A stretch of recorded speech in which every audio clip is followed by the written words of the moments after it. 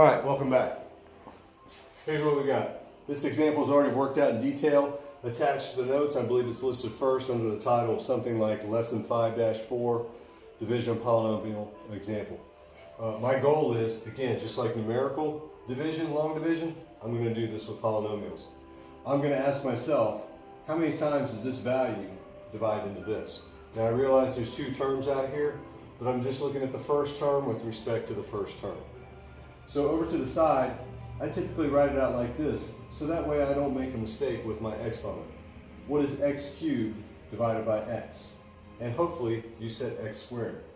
What am I going to do with that x squared?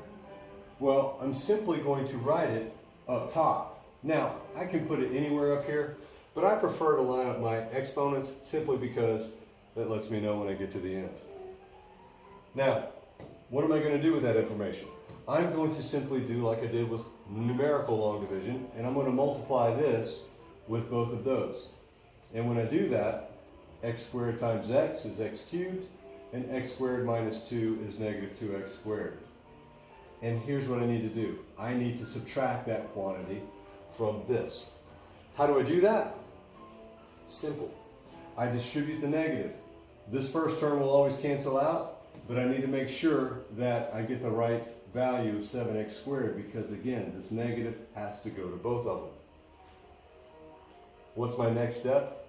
Before I ask myself how many times x goes into 7x squared, I need to bring this down. And then I can say, oh, okay, how many times does x divide into 7x squared? So what do? I kind of write that out over here to the side, do my division, and I get 7x. What do I do with that? I write it up here on top. The reason why I'm putting a plus sign is because it's positive. Again, take the 7x and multiply it with the x minus 2. 7x times x is 7x squared. 7x times negative 2 is negative 14x. And again, subtract that quantity. When you subtract and distribute, hopefully you did the math right and you get 7x.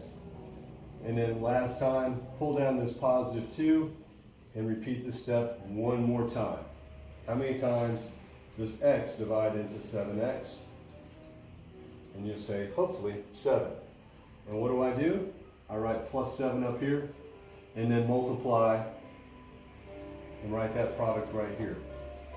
Now, and subtract, of course. Sometimes I get a remainder, sometimes it equals 0. In this case, when I do this, I get 16 left over. And I know I'm done because there's nothing else left to pull over. Now what do I do with this information? I need to go ahead and write this remainder as a fraction out here. I'm just simply going to put a plus sign, and I'm going to write 16 as the numerator and x minus 2 as my denominator. And again, that 16 represents that this is the numerator of the remainder left over divided by x minus 2. And that, my friends, is how you use long division of polynomials.